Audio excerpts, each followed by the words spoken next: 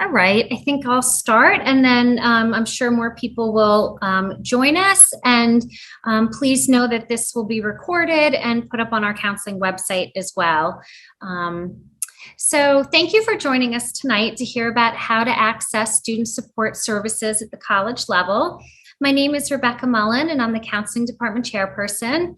I would also like to introduce my colleague, Ms. Cara DiNapoli, the Chairperson of the Special Education Department, as well as Ms. Ivy Braun, the co-chair of the Greeley Special Education PTA.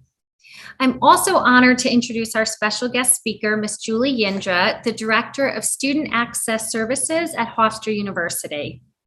Please know that as well as the recording, I'll be putting handouts on our website tomorrow as well. Now I'd like to share the format for tonight with you. Shortly, I will be speaking about the work that the counseling department does in supporting you and your child through the post-secondary planning process. Whether it's heading off to a vocational program or going to college, we will help you step by step through that process. Tonight, however, we're speaking specifically to college-bound students and families to help explain how to access support services at the college level. I will be sharing with you a timeline of the counseling department's work with you. This culminates for students with an IEP at the end of their senior year with the senior exit summary meeting that Ms. DiNapoli will be speaking about in more detail. Then we're going to hear from Ms. Yindra, who will speak about the different levels of support available on a college campus and how to access those resources. Finally, we will leave time for questions and answers, as well as hearing from Ms. Ivy Braun, who's been through this and has a college-age student, and she's going to talk about the perspective of a parent going through this. So the first thing I want you to know is that the college search and exploration process at Greeley, including finding colleges that offer different levels of support services, is a very individualized process between you and your counselor.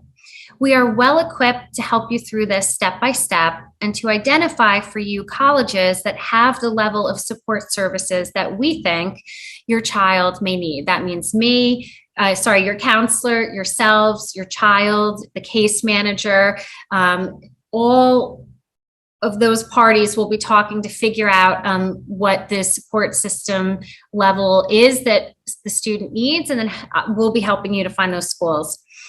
So beginning in freshman year, we work on building your child's self-advocacy skills. And we do this by meeting with them individually to help them navigate the social and the academic issues they're facing. We help them to choose their courses. And of course, we encourage them to attend their 504 and CSE meetings, which the vast majority of them do. In a little while, you're going to hear from Ms. Yindra about how crucial this self-advocacy skill will be at the college level. As sophomores, we meet with them to complete a career interest inventory through SCORE, which connects their interests and aptitudes to potential career interests. We also invite families to meet with us each year to review their child's academic progress and to plan for what is ahead. At the beginning of junior year, our work with the college process begins in depth. We host an evening meeting in early November for all junior parents and invite a college admissions counselor to speak about the admissions process, the trends they see in applications, and to offer advice for parents and students navigating this journey. Counselors then begin meeting with their juniors in small groups, which is really a mini course all related to applying to college. In these meetings, we teach our juniors about the most important factors in college admissions. We show them tools for researching colleges. We share how important their own self-reflection of their learning is to help identify colleges that may be a fit for them. And we show them how to make a college list and so much more. At the end of these groups, we ask our students to complete the junior questionnaire form. This form asks a variety of questions, such as, is there a major they want to study, a part of the country they want to attend, support programs they may want or need access to, whether they want to attend a college half the size of Greeley or 50 times the size. We then use their answers to prepare for the hour-long junior year college meeting, which begins in February. In these meetings, we will talk about senior year courses, standardized testing, teacher recommendations, and we will also have prepared for you a list of colleges for your consideration based on the criteria that you and your child shared with us. Please know that for our students with IEPs, we also speak with their case managers about the specific levels of support that the student may need in college, and we factor that into the list that we will share with you. Your work then becomes visiting college campuses or taking virtual tours in an effort to help to narrow and focus the list. The most important part of your visit will be connecting with the college's office for students with disabilities to make sure that they can support your child academically. I want to assure you that all of the Greeley counselors are well prepared to help you identify colleges with a range of support services, as we have taken opportunities to visit them ourselves many times over the years. In senior year, we host an evening meeting the first week of school to walk you through step-by-step the application process. We then start working with our seniors on completing their applications. We do this in the common application clinics and in one-on-one meetings with our students. And this is some of our favorite work to do, and we welcome and encourage students to take advantage of this help. In the following month, our current seniors will decide where they're attending college. And for students with IEPs, we will be a part of a senior exit summary meeting in which we will help them gather the documentation they'll need to bring to the College Support Services office. We are looking forward to working with your children. And I guess what I most want you to walk away with from this meeting is that if you have questions, you should reach out to your counselor, because we understand that for students with special needs, there are different layers to this. So please, if you have questions, reach out to your counselor. We are here to support you through this process. And with that, I will now turn it over to Ms. DiNapoli, who will speak in more detail about the senior exit summary. Hi, thank you, Rebecca.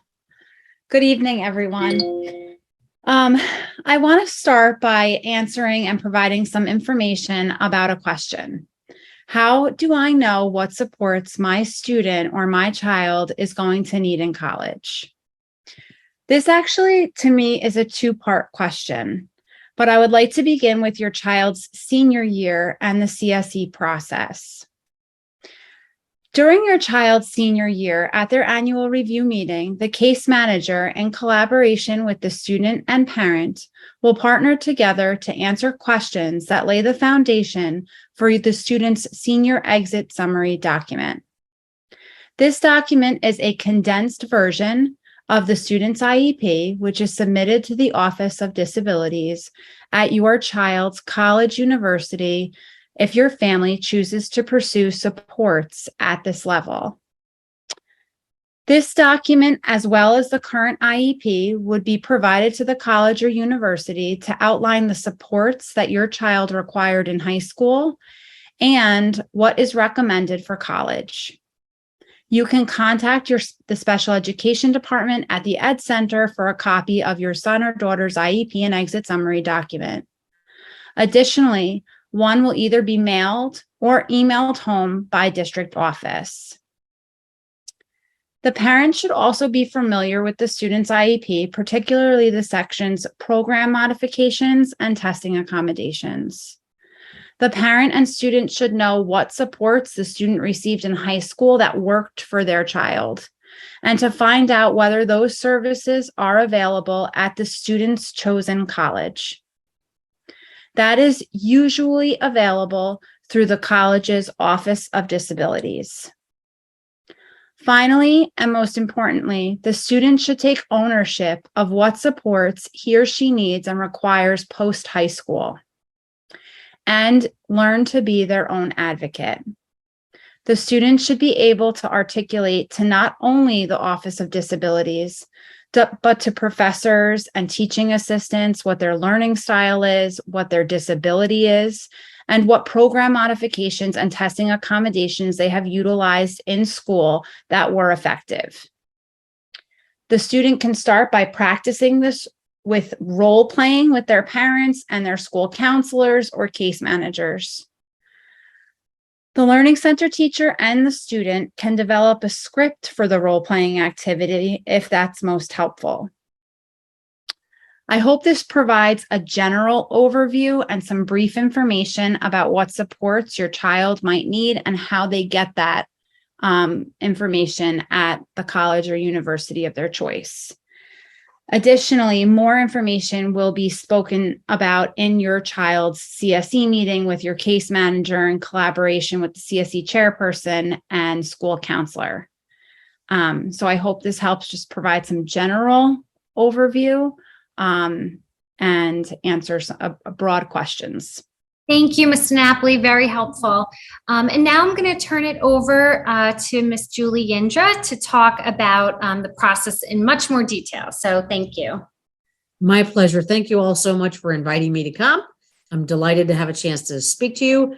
I have been working with students with disabilities for 35 years, and I've been doing that at the college level for 20 years, a little bit more than 20 years.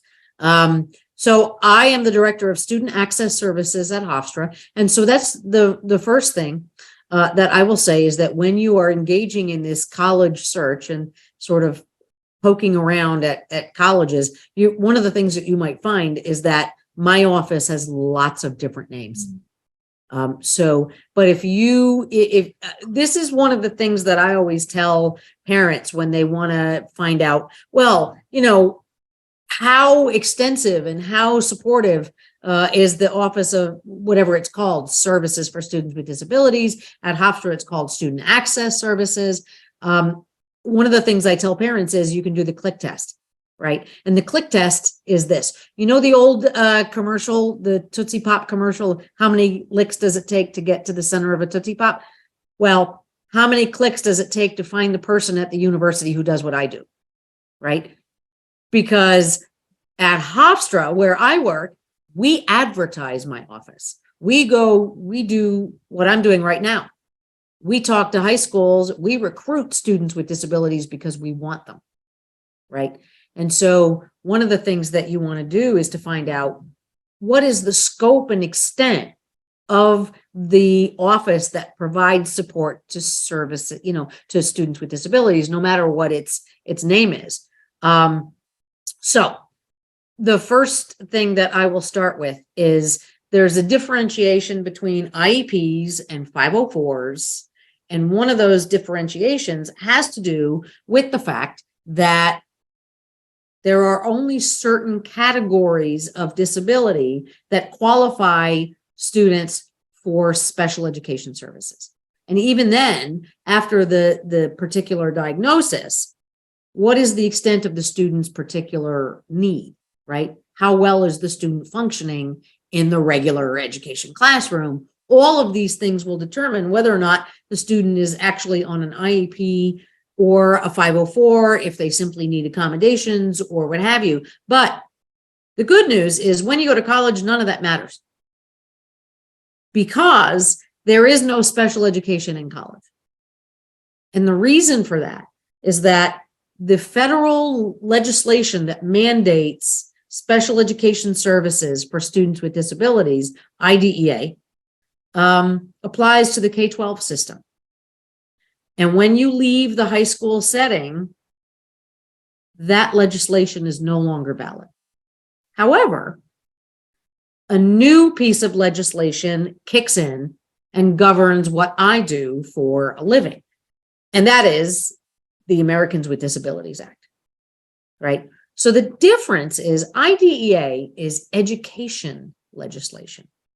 It mandates that IEP for students who are eligible for special education. It mandates that you have annual goals and objectives to be met that might be different from the traditional curriculum of the particular year that the student is in school. They allow for modification of educational expectations depending on the student's particular need, right? But when you go to college, the Americans with Disabilities Act is not education law. It's civil rights law. It says that no college or university can have any policies or procedures or programming that is inherently discriminatory towards students with disabilities, right? So it's an entirely different mindset. So my job is to make sure that students, regardless of their disability, students that are, qualified, that get accepted to the university, that meet the expectations and the requirements of entrance into the university, are not discriminated against in or out of the classroom. They have equal access to residence halls, to classrooms, to exams, to books, to whatever it is, right? So it's not about guaranteeing success. It's about guaranteeing access, right? No student's disability is going to be an impediment to their ability to perform to their best ability in the classroom. That's the goal when you get to higher education.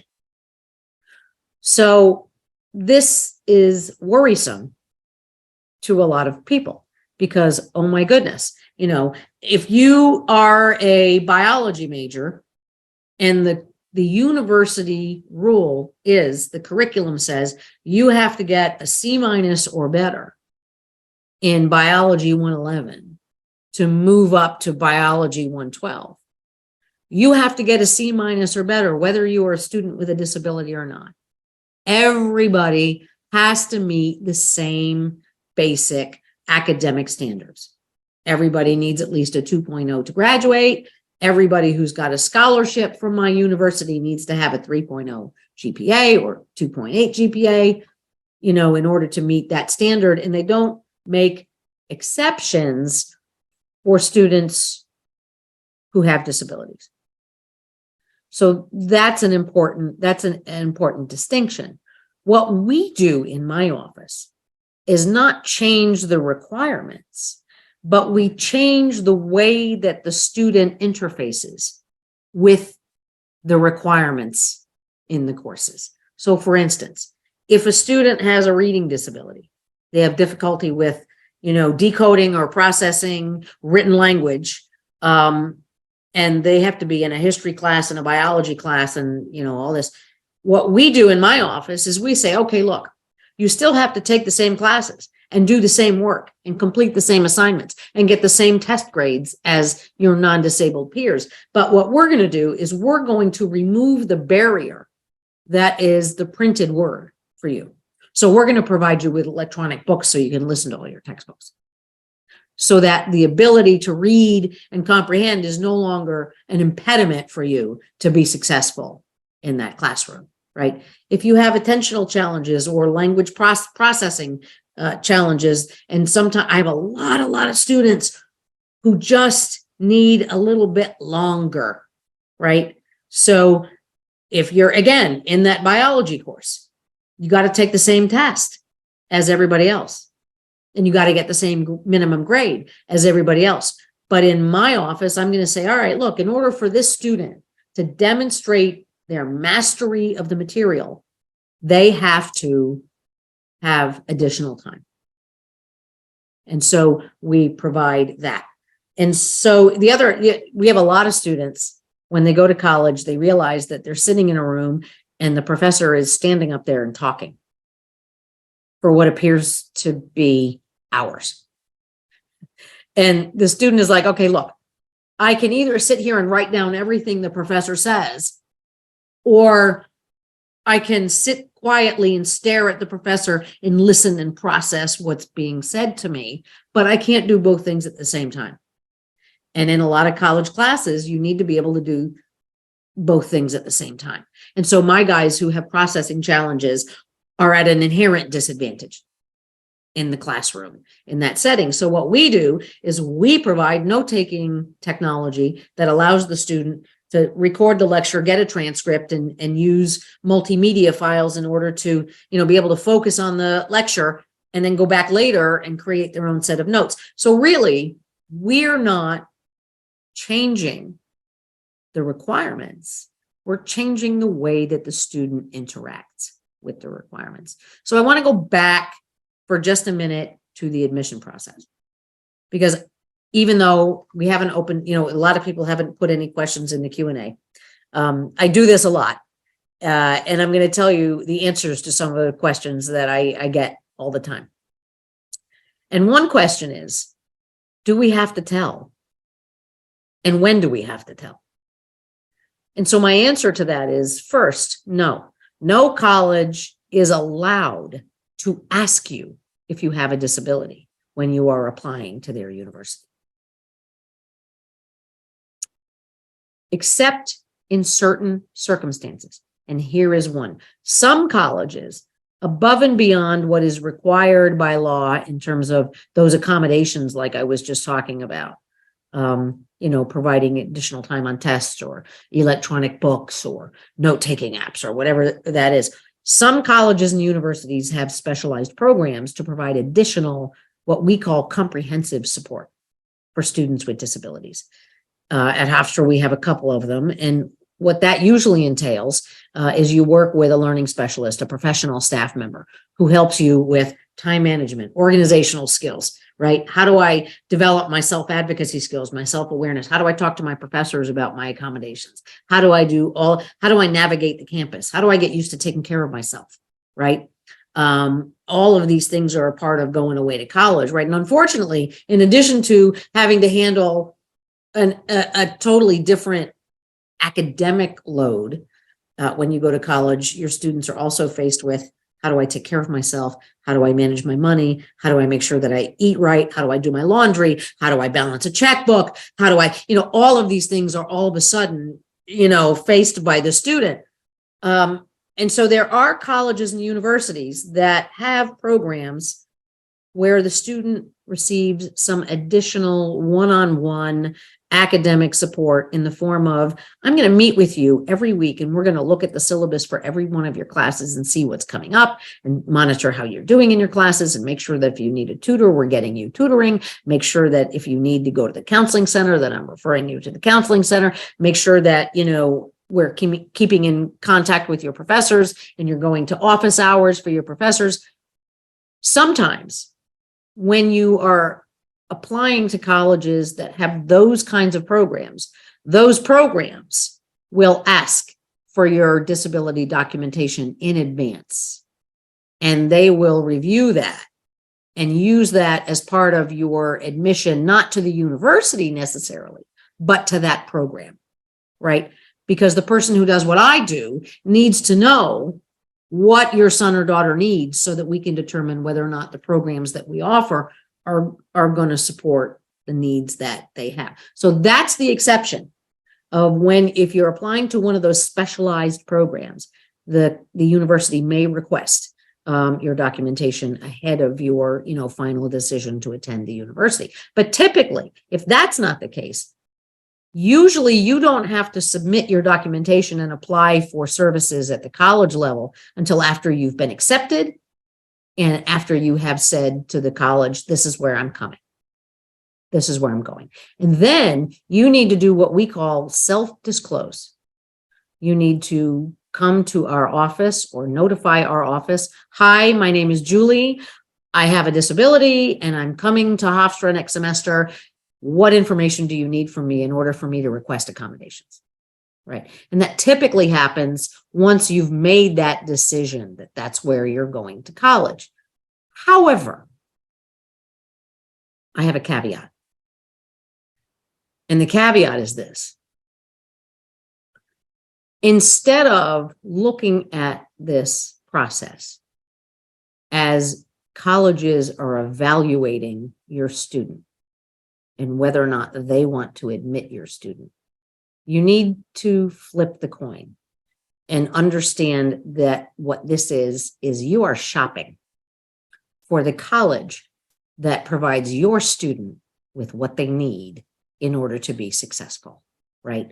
So if that is your mindset, when you go to a college campus and you do the tour and then you're sitting in the admission counselor's office and the admission counselor is talking to your son or your daughter, and your son or your daughter says, so listen, I have a learning disability and I need some accommodations. can I talk to the person who, would be in charge of that to find out more about what that would look like if the admissions counselor gives you the eyeball roll or whatever, if that creates any sense of, I don't know. Why do you want to go there? Why would you want to go to a college campus that doesn't want you? So that's my attitude about it. And for me, what I do and what I'm talking to you about right now is personal. You can't tell because all of me that you see is from the shoulders up on a Zoom screen. But I was born with spina bifida. I have lived my entire life as a person with a disability, and I am a wheelchair user. And I have seen that look. I have seen that look of, I don't know how we're going to do this. And when I see that look, I have seen that look when I go to interview for jobs. And when I see that look, the first thing I do is turn around and leave because I don't want to work for you anyway. Right? If that is your attitude, I don't want to work for you. So I know, from personal experience what I'm talking about. The other thing I want to say is one last thing, and then I'm going to open it up to Ivy and to any questions that you all might have, is the parental role will change when your son or daughter transitions to college. The parental role will change in several ways. One of the things that will change is that in order to receive services and to advocate and to get the extra time on tests or all this, your student has to take certain actions. Your student has to be the one who's driving the bus. Your student has to be able to, as was already mentioned, go into a professor's office and say, I know you got my accommodation letter from the Student Access Services office. Let's talk about how my accommodations will work in your classroom. And the first thing I ask students that come to Hofstra and visit my office is tell me about your disability. And you know what I hear? Well, I get extra time. No, that's not what I asked you. That's good to know, but that's not what I asked you. So if you are the parent out there who is the parent of a student who, for whatever reason, has never read their documentation and has never read through their psychoeducational report and doesn't understand that they have why they have they might have a verbal IQ of 125 and a reading decoding score of 87. The time for them to read through that information is before they go to college.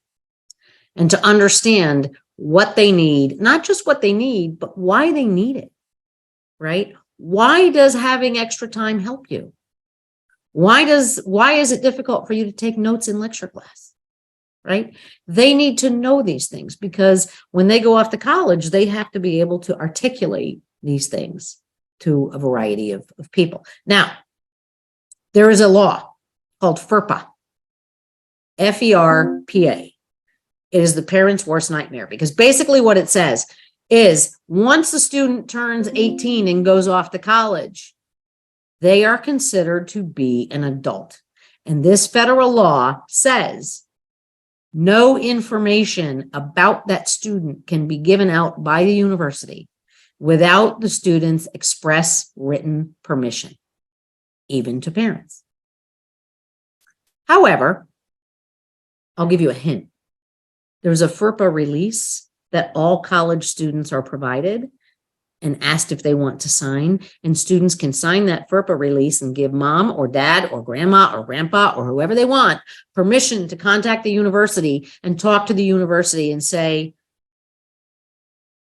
how many credits has my student earned, right? How's he doing in his classes? How, whatever. But the student can also, when they fill out that FERPA form, they can say, I want you to give mom and dad information about my bills. Well, of course, because you're paying the bill. So of course your student wants you to have information about the bills, but you can't have that information until the student releases it to you. About my grades. That one's usually pretty typical, right? Your grades are, by the time your grades are posted in college, it's over and done. right? So students don't worry about that one so much. There's another one about their conduct record. Sometimes they might be a little worried about that one. Like if they get into any trouble, are you allowed to find out about that? Well, that's up to them as well. Now, that being said, that students have to give permission for that information to be released. I want parents involved in this process when I am working with students, because I have students that will come to me and I will say, how are your classes? And they'll say, fine, great. I'm getting all A's and B's, no problem. And then mid-semester, I find out they haven't been to class in a month because the professor sends out a mid-semester advisory that says, I haven't seen the student, so I don't know what's going on. Now, I have to get parents involved. I have to, right? So, but here's what's going to happen, because I respect the student's autonomy. And I respect that part of what's happening to the student during this time period is they're becoming adults and they're learning how to be responsible and be accountable. So if you call me and say, oh my God, I'm texting my son every 2 hours and he's not texting me back, I don't know what's going on, I don't know if he's getting out of bed, I will say, thank you very much for calling. What I'm going to do is I'm going to look into this for you. And then I'm going to call you back. And I'm going to take your number. And then I'm going to call your student and ask your student to come into my office and have a chat with me. How are you doing? How are your classes? Do you like all your professors? Are you getting along with your roommate? Blah, blah, blah, blah, blah, blah. Okay. Then halfway through the conversation, I say, so mom called. No offense to the fathers who are online here, but I have to tell you, it's usually mom. Mom called and she's worried because you're not calling her back or you're not texting her back, right?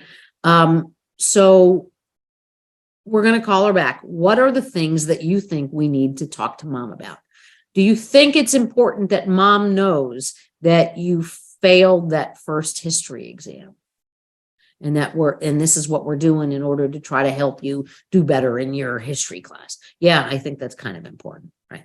What are the things that we need to do? And then we decide, and then I call you back and I put it on speakerphone, but your student is with me because I want parents involved, but I will never, ever, unless your student is in danger.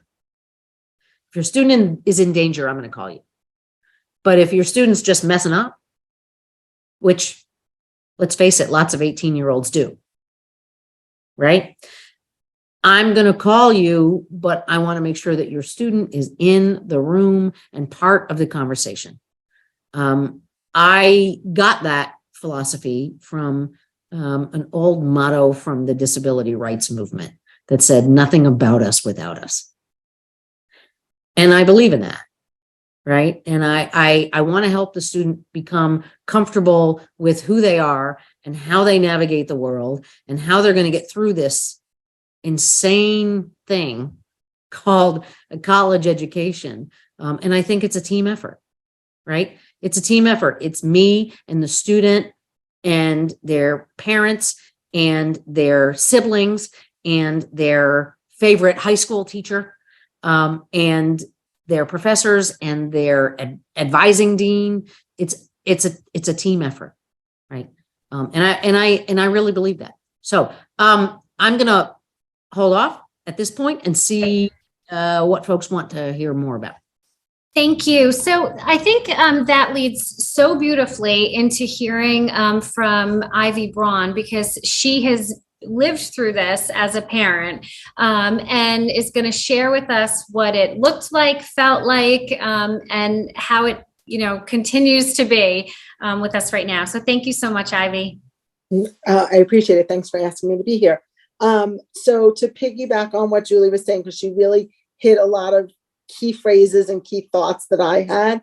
And that is, number one, this is a navigation process, and it's a navigation for all of us. It's teaching your kids who now are becoming these young adults how to do this on their own, but with you in the background as a consultant. So when you're in the high school, you're kind of ninth, 10th grade, I feel like we're first and foremost at our IEP meetings and talking about our kids and the 504s. And then by 11th and 12th grade, they're able to come into a meeting and really let us know what works for them.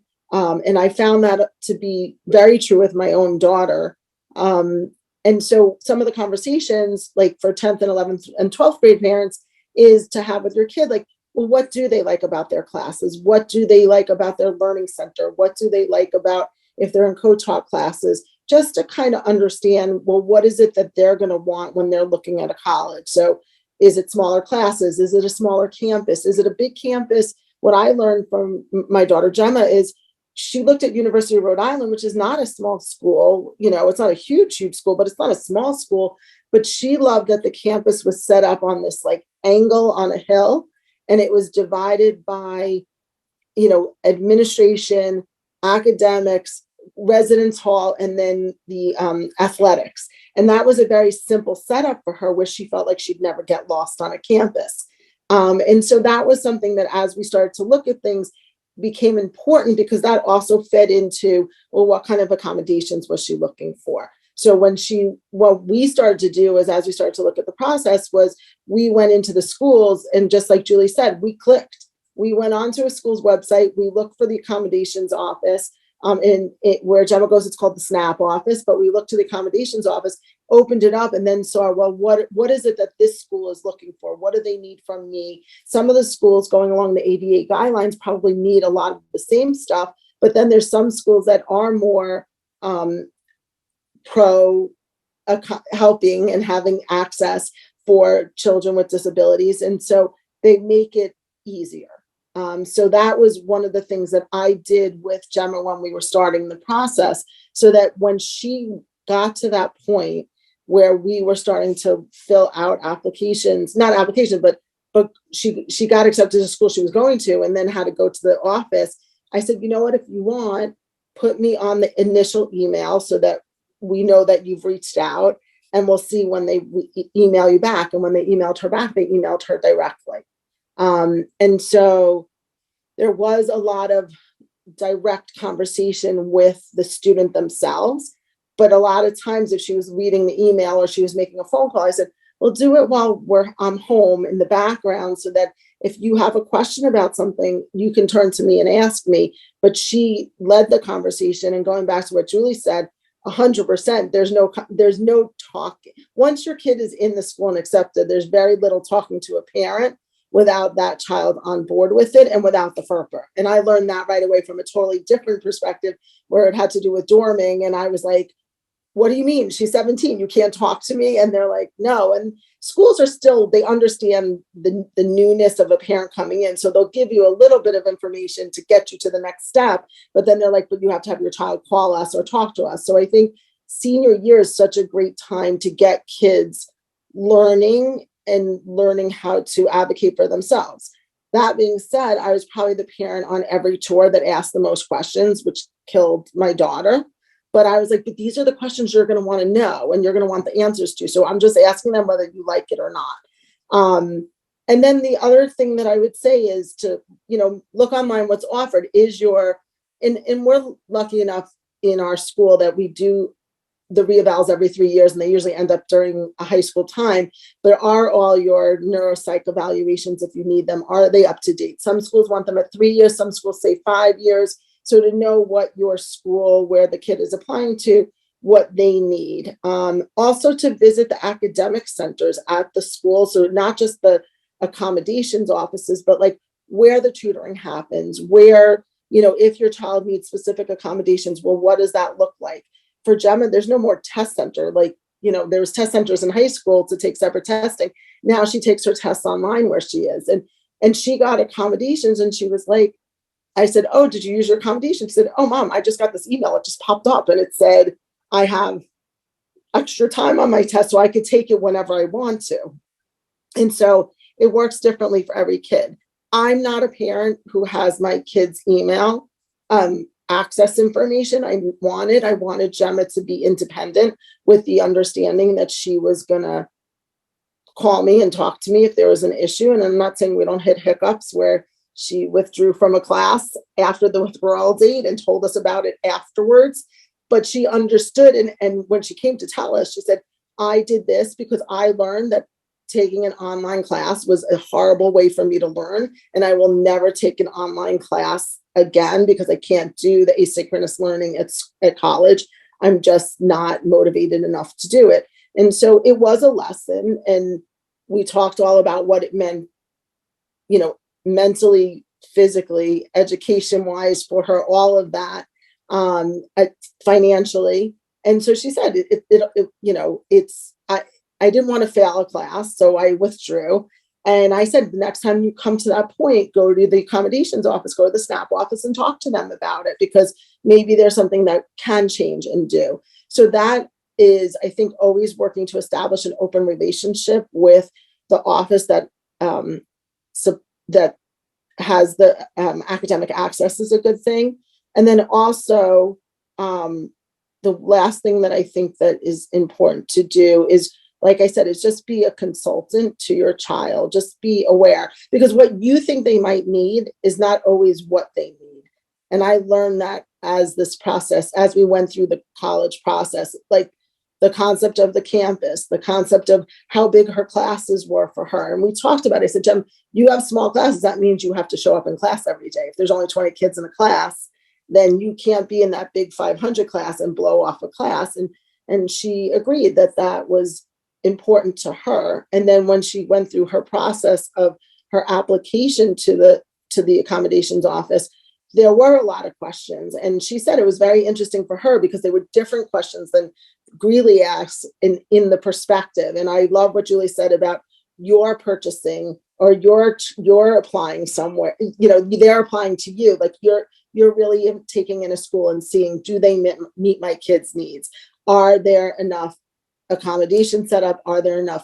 Is the access to the school's tutoring center right where it needs to be? How many kids are using it? One of the things that my daughter always felt was that she didn't want to be separate. So by the time she was senior year, she didn't want to be known as the kid with issues.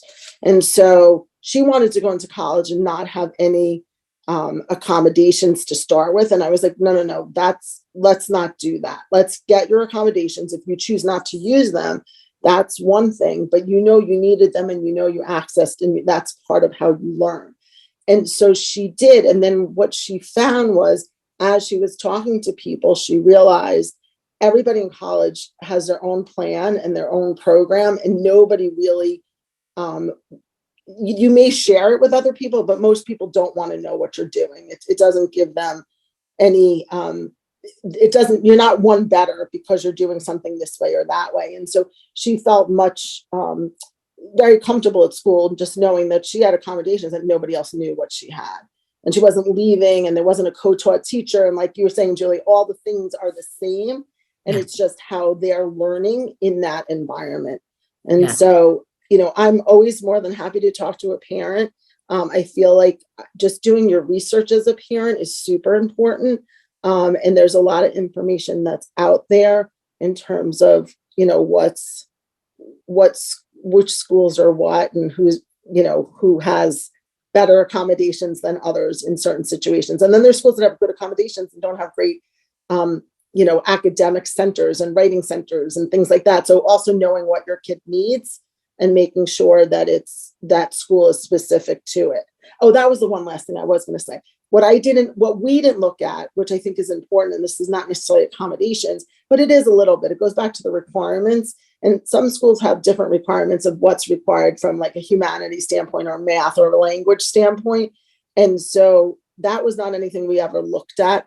And I do think that it doesn't change. I remember would have ended up in her same school, but we didn't really know going in her expectations. So now that she knows she has to take foreign language for X amount of semesters, she's like, I want to do one of them over the summer. So it's just so that it takes her workload down, so that when she's focused, she wants to focus on the classes that she wants to focus on. So those are things that I'm learning along the way, but I'm happy to help anybody if they have any questions. So thank you. And Julie, I think you covered like every single thing I was going to say. FERPA, navigation, consultant, background, you're the chatter in your kid's head. That's all, And I do think, I want to say that I personally think that really prepared my daughter for what she needed to do and how she needed to advocate for herself. But that's her. And not everybody has that.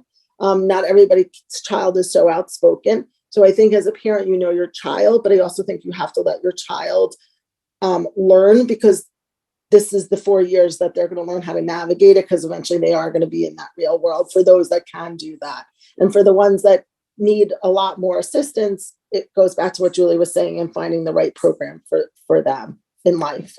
So, and if anybody has any questions, I'm happy to answer too. Thank you, Ivy. That was so helpful.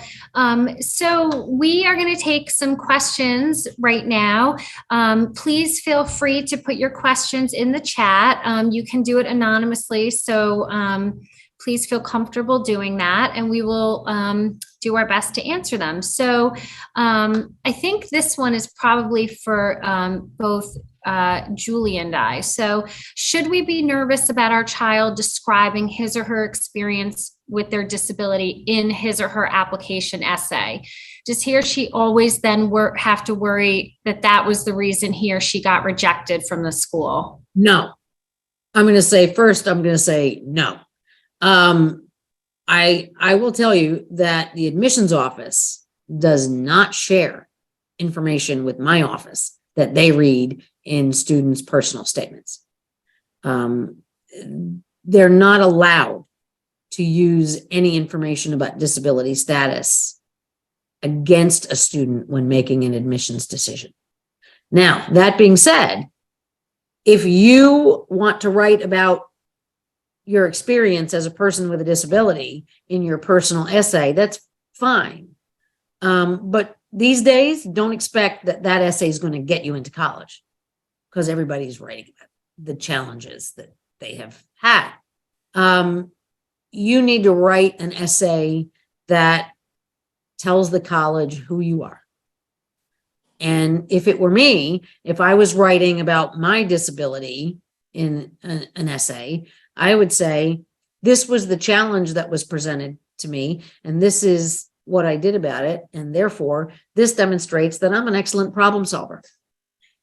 Right? That's how I would, but no, they're not allowed to use that information against you in the admission decision. And I also think, just to tag on to that for a second, this is something that I really hope that parents, you and your child, reach out to us counselors about, because we would love to have this conversation with you. I think what colleges are looking for, and Julie just alluded to this, are stories of resilience and grit, right? And so I think whether it's a traumatic experience, whether it's overcoming an obstacle, whether it's talking about their experience of school being not as easy as it is for others, I think the more important piece to it is the resiliency and the here's how I did it and here's how I'm doing now. And I think that could be a really strong essay, but please talk to your counselor about it, because we can totally help you figure out what perspective to take in it and how to make it something that's, just really going to make for such a strong application. So thank you for that question. So I think this is for Julie. How do you find the next layer of information about the accommodation services, such as the ones offered at Hofstra? It sounds like you have to reach out to talk to the disabilities office individually. Yes, I would. In fact, when you look at a college, when you visit a college, when you go on the tour, your student, and I say your student, should call the university in advance and find the person who does what I do and say, I'm coming with my family to visit on this day. Could I come see you while we're there to talk to you? Because really, even though we are a lot more transparent in our office and in offices like mine all over the country than we used to be, it's still a little bit like the door with the office with the door closed, and it's like making sausages, right? Nobody knows what's going on in there, right? And so the admissions counselor is going to try their best to describe how we would handle a situation, but they may not really be the best person to ask that question, because it really is complicated. And when people say to me things like, well, what accommodations do you give to students with learning disabilities? I'm like, there's no way to answer that question, because every student with a learning disability is different from the next one.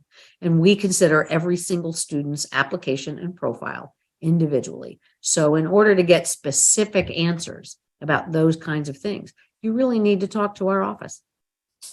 One of the things that we also did was once Gemma got accepted to where she went, we then asked the accommodations office if they would Zoom with us.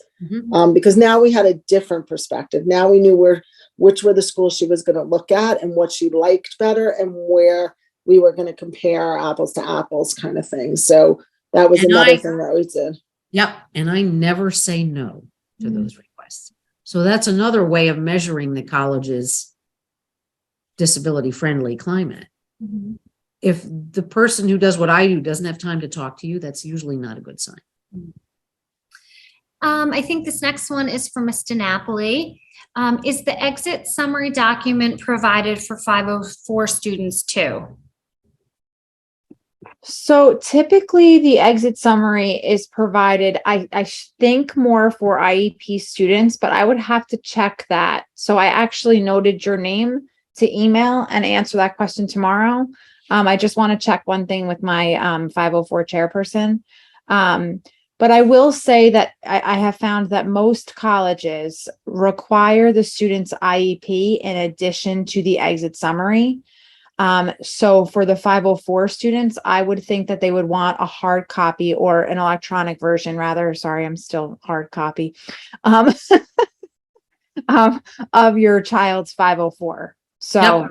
I want the 504, and I also want something from the treating professional who sees your student for that condition. If it's ADHD, I want to know who diagnosed it and how they did that.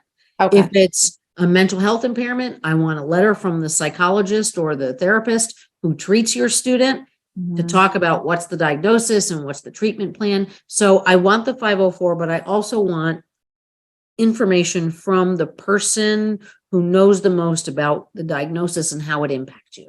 Yeah, I think that makes the most sense. And that's what I have heard in the past, that they want the actual document in addition to. So any documents you have, I mean, I know that so if there's updated testing, any new information that could help them to help your child is important to send.